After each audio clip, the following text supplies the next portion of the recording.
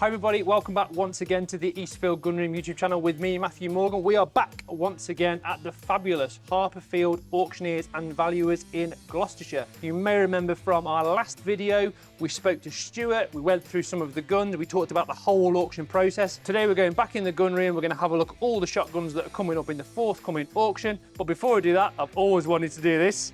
Sold to the man in the furry hat. Oh, that's a wolf. So here we are back in the gun room, loads of guns to look at. We're going to go through pretty much all the shotguns. What's exciting to see, there's loads of my favourites here. There's all sorts of manufacturers that you will have seen on the channel, so lots for you to recognise, as there was for me. This video is proudly sponsored by the British Shooting Show. If you haven't got your tickets, don't forget to get them. It's not many weeks away now, and we will be there 14th to the 16th of February. So come along, say hi, have a coffee and a chat. It'd be great to meet you all. So what we're going to do, we're going to have a bit of a general recap, if you didn't see the first video, what's in here, and then I'm going to pick out some unusual, interesting, or particularly what I think will be good value guns for you guys at home. So starting off here, we've got some Berettas, quite a few small gauges, which I think is quite interesting. Obviously, if you haven't watched the channel, there's loads of Beretta views on there, so do check them out. Moving on to here, we've got a Zoli, which is a gun we haven't looked at before, and a few other spurious bits and pieces, Blaser, Guarini, etc., and some much more noticeable Brownings here at the bottom. Again, unusual guns we're going to look at shortly. Then we're moving on to one of my favourites. We've got some good old Japanese Winchesters, a load of old Mirokus at the bottom. Fantastic old guns, still going nice and strong. Then we come into the kind of the budget end, you know, the gun that you might want as a guest gun, as a spare gun, as a pigeon gun, chuck it in the Land Rover gun, whatever, there is something here. We've got all manner of Italian manufacturers with names I've never heard of. We have got some SKBs, there's an Invest arm, and over here, everyone loves a Lamba. We've got some Lambas, a bit like on the channel. We've already reviewed one of these. Fantastic Spanish guns, real workhorses. So there's a few of them. I'll pick one of them out. We can have a good look at one of those too. Then we move on to the side-by-sides, and there's all types of stuff. Yes, we've got some Hollands, and we've got a Purdy here, but also there's some very affordable English guns. I want to do a video on this at some point, but now is probably the best time to buy an English gun because they are just so affordable. You can pick them up for less than the price of McDonald's in some cases. Then we've got some Spanish guns, Spanish side locks, looks also sort of like kind of some Belgian stuff. Then we've got the ubiquitous Bicycle, which everybody will ever in the world has either owned, shot, broken, been surprised at the level of choking on them because they are literally recycled wheelbarrow tubes. Then we've got some more kind of what looks like Spanish. We've got AYA, which is a gun you will have seen on the channel again, you know, the next best thing to English. That looks like a small gauge. Again, there's a lot of small gauges in this room. Real surprise there because I was expecting, with the respect to these guys, to walk in here and find a load of old 12 gauge knackers. So a few hammer guns. Again, hammer guns becoming a bit scarce, not something I tend to deal with particularly, but we've got a couple here that are kind of Damascus-ish. Again, I would say there was kind of a Belgian one and some few English ones. A real nice curiosity, something you don't really tend to see these days. I mean, look at that. Damascus twist barrels. Then we've got more small gauge delights. We've got some El Chimbo, Spanish side-by-side, side lever, Belgian, that kind of stuff. Little poachers guns. There's even what looks like a little English 410 there. Fantastic guns. Then we move on to the stuff that's not really my cup of tea, but we've got some old, well, single barrels to start with. I mean, look at the cast on that, it's like a banana. And then we've got some Greener GPs, which is a very famous English police single barrel gun. We've got some Lee Enfield kind of rifles, 303s, maybe 410, maybe live firing, 4-bore, not sure without looking at them. We've got some lever actions. That looks like a hunting rifle in sort of 243 or 22-250. That certainly looks to me like a Steyerman. Look at it is. We've got some more rifles there. And then we've got these cool little carbine-y things. More stuff from the Boer War. Then we move on to this side. More side-by-sides, more small bores. Look at these. So I think that's a 28 bore. Now, going back 30 years in the trade, I can count on one hand the amount of times I've seen as many kind of little English small bores because you just never used to see them. You didn't see the 20s, you didn't see the 28s. They're all in this room. Around this side, Remington 410 1100, we looked at it in the last video. I understand that that gun is expected to fetch about 120 quid. How much fun can you have with a 3-shot semi-auto? Then we've got some modern guns. We've got an ATA, some Typhoons, whatever they are. Franchi Affinity, probably one of the best semi-autos you can buy with a synthetic stock for chucking around, literally do anything you want. We've got Beretta Gold Mallard. We've reviewed one of those. A few more Beretta autos. The Browning A5, look at that. That's an absolute classic. Standard one with no rib. We might have a bit of a closer look at that. And we've got a few more around here. Benelli, I love a Benelli. Benelli M2, Benelli Vinci, Winchester, many multi-shot. Look at the size of that bad boy. And a couple more side-by-sides to finish off the end. So that's the general overview of what we've got going on in here. So what I want to do is go back to the start, because Beretta begins with B, and that's at the start of the alphabet. I'm going to show you a couple of the guns that I particularly thought are interesting, or were going to be exceptional value in the forthcoming auction, and tell you what I think. So from the top, we have got here, I can reach it because I am tall, a Beretta 687 EELL. So obviously a game gun, side plated. Now this is interesting because this is yet again a small bore, 20 gauge, 32 inch. Now these were only bought in very small numbers through GMK. So it's the ultimate kind of small bore high bird pheasant gun. But that's not all you get. You also get a spare set of 29.5-ish or 30-inch barrels to go with it. So that lot is complete with both sets of barrels. A gun that's instantly recognisable is the current sort of 2020 onwards Silver Pigeon 3 from Beretta. There's a nice little 28-inch game gun, looks to be in very good order. According to the guide price, apparently. We'll just go over to my list of goodies. This is a comprehensive list, of course, of all these guns and what they are estimated to make in the auction here at Harper Field. That gun, 1,000 to 1,500, so that represents a good saving on the price of a new one. And also, if the warranty has been registered on that, you might get the benefit of potentially a 10-year warranty. More small bores, one that particularly caught my eye. This is a rare gun. This is a little 20 bore 686 Special Sporter. This is a gun you'll see very rarely. Traditional 680 series action. So this is looking at the serial number because I'm a bit of a geek. About 1990, 1991.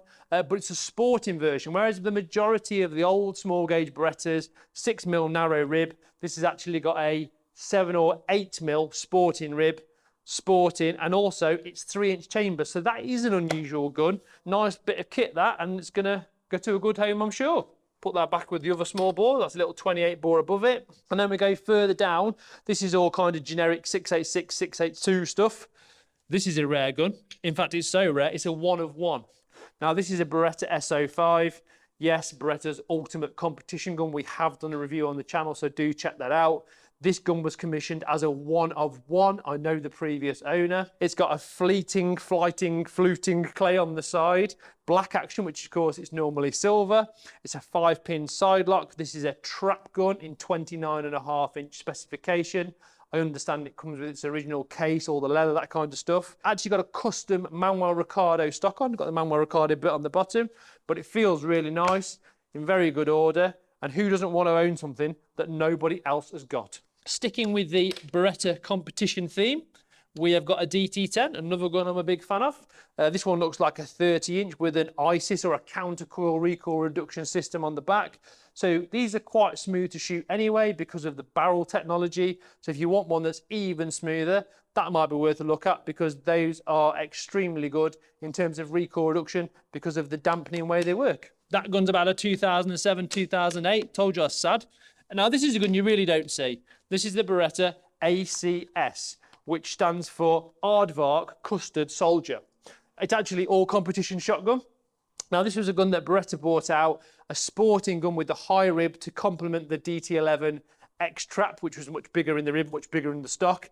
And you can do anything with these. It's got a Monte Carlo adjustable. So for someone that's got a long neck, it's a more head-up shooting position, possibly a female, all in original condition. Looks to have had very little use. And it could be the answer for someone looking for that high rib competition sporter. This one's a 32-inch, infinitely adjustable. We've got adjustable rib, adjustable trigger, adjustable stock, B-fast balancing system, micro recoil pad, everything you could possibly want from a competition shotgun.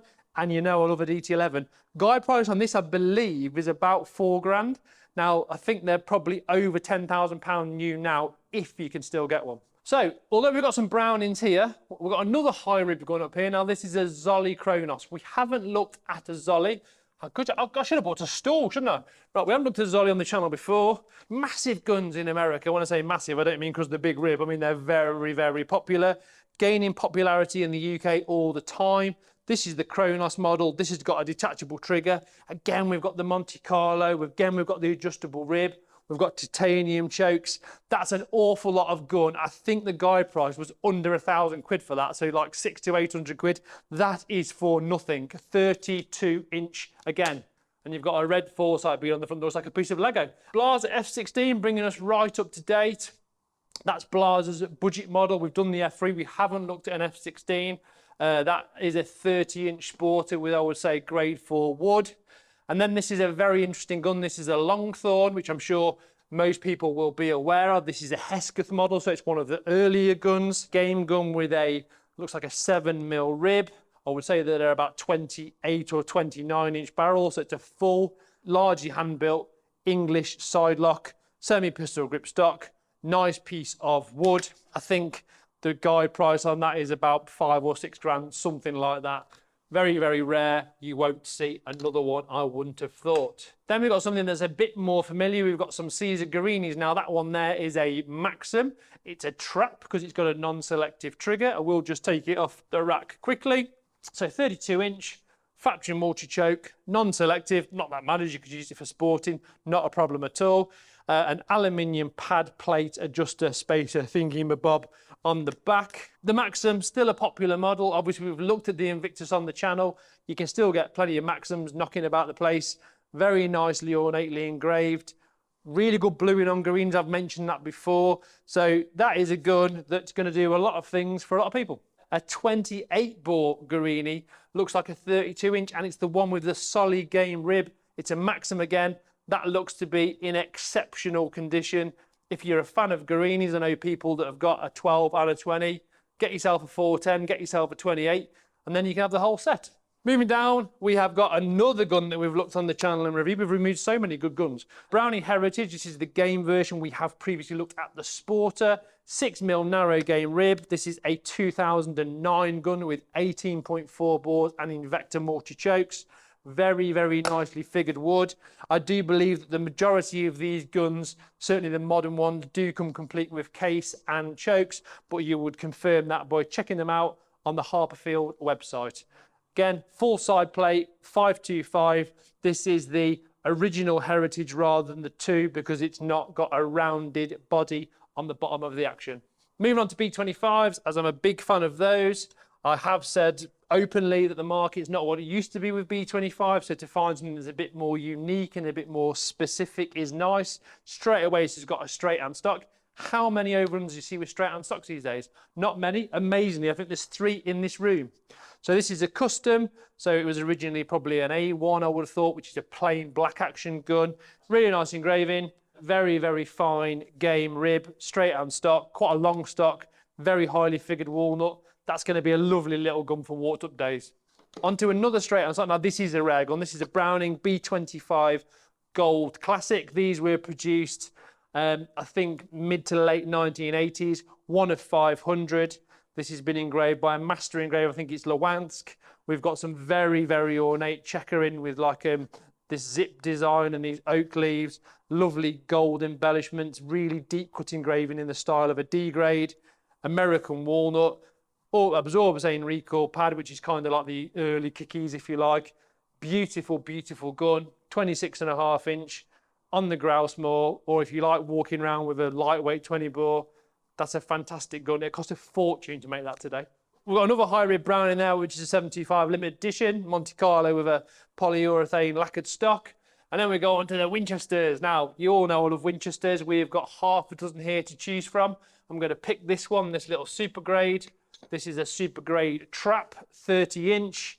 Now, I have spoke openly on the channel before that these guns are kind of almost over-engineered to the point where you really shouldn't worry about putting steel shot through them because, of course, that's the word that's on everybody's lips in the shooting community at the moment. Obviously, the chokings need to be correct, but that is a 30-inch trap gun. Not had a lot of use, probably been sat in a cabinet like Stuart said in the first video we did when we had a walk around, you know, people who've got guns they've had for a number of years, they don't use them, they tend to bring them in and then just sort of give up their collection. So alongside that, we've got some 101 XTR lightweights. There's a multi-choke one and a fixed choke one. And these are guns that are going to make like 60 to 100 quid, maybe a little bit. What can you buy that's that well made, that's that universal and durable for that money? The answer is nothing. Two plain action ones out, so very early. In fact, there might be a Nico. It is a Nico, so come out of the same factory, the Olin Cadenture factory. And then we've got what's called a Winchester 96 Expert. You can only buy one of those if you're an expert. Now on to Mirokus. You know I'm a Miroku fan. We've got an MK70 here, bread and butter. It's like a 525. It's actually a gun we haven't looked at on the channel yet. This is an MK70 Sport, 30-inch, 2004, in good clean condition. More importantly, it's not been altered. So if you remember some of the videos about arming yourself with the information when you go to look at a gun, know what is standard, because then if you go online and look at this gun or come to the auction on the 13th of February, you will know exactly what you're looking at and whether it's going to be suitable for you or not. Going back a few years, we have got the 7000, which is the gun that was superseded in fact, by the MK70. Main difference is very low in the comb. We've got a wider rib, still Invector multi-choke. This one looks like a 28-inch to me. 1989, and it's still going strong.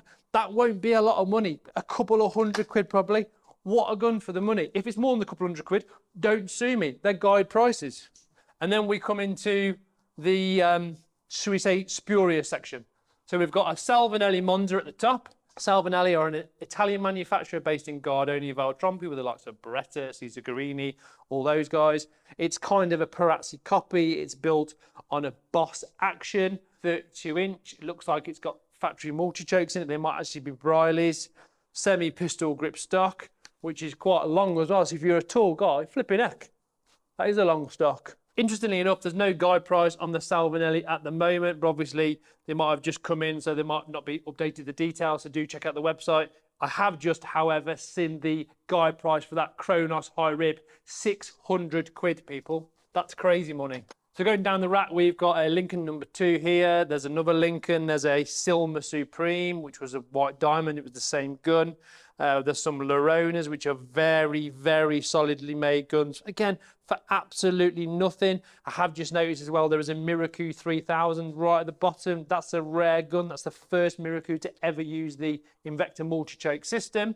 And if we go over here, we've got an SKB, which we have looked at, a little side by side. We did the 200, and more of the same. What you've got is, yeah, there was a mass in the 1980s of Italian manufacturers knocking guns out, and Spanish as well, that were very, very low cost items, and these guns are going to be essentially pence to buy in the auction. Over here we've got half a dozen Lambers. I love a Lambert. I think they will probably, in my heart, be kind of the best value budget gun you could ever buy. Personally, I would probably buy one of these over some of the newer Turkish brands. Just my opinion. You know, I like to be impartial. Valmit at the bottom. Interesting point with Valmit is they actually make tractors, cheese and shotguns. Then we go on to side by side, which again is not my kind of remit really, not my kind of area of expertise, although I do know a good one when I see one. This is quite an interesting gun, very heavily engraved. This is an Armeria Union, which is Spanish. So you've got hand detachable locks, not dissimilar to the AOA number 2 we looked at. Straight hand stock, nice piece of European walnut, I would have said. And that gun's going to be like 20, 30 quid, do you know what I mean? It's just absolutely crazy money. 26-inch, that's quite a short one. This is an interesting looking gun. It looks Spanish to me. In fact, it's a Salvinelli side lock. A lovely piece of wood, hand engraved. Nice thing that, it's got a little gold crest on the forend. Not sure what that means, to be fair, but it says A&S, so it's obviously Abbiatico in Salvinelli, so it's factory done.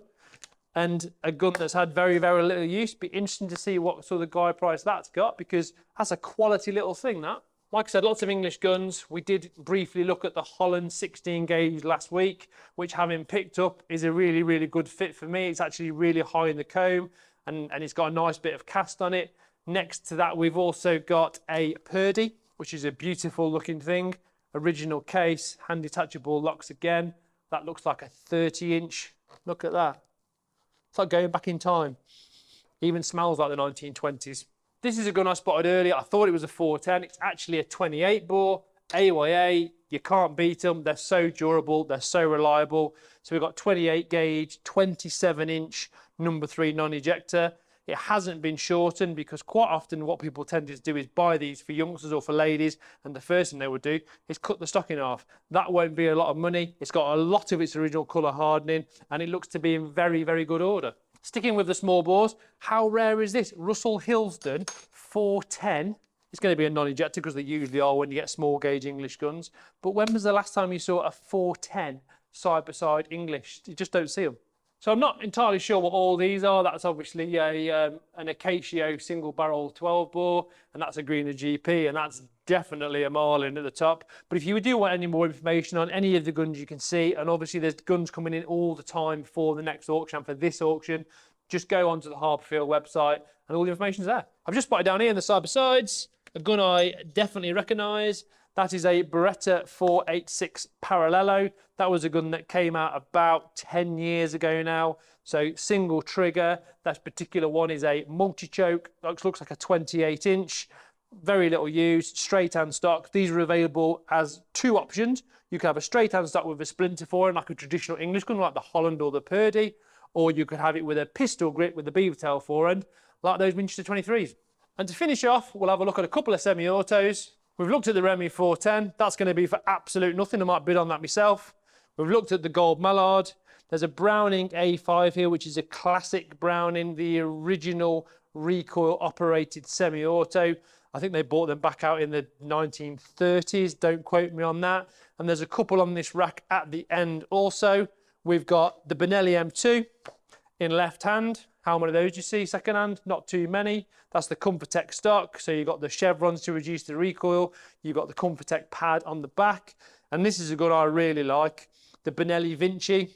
Probably the smoothest shooting Benelli semi-auto, just because the whole mechanics of it and the fact that the stock is completely attached to the barrel and the action. It just makes it a smoother shooting experience. Again, Comfortech stock, funky checkering.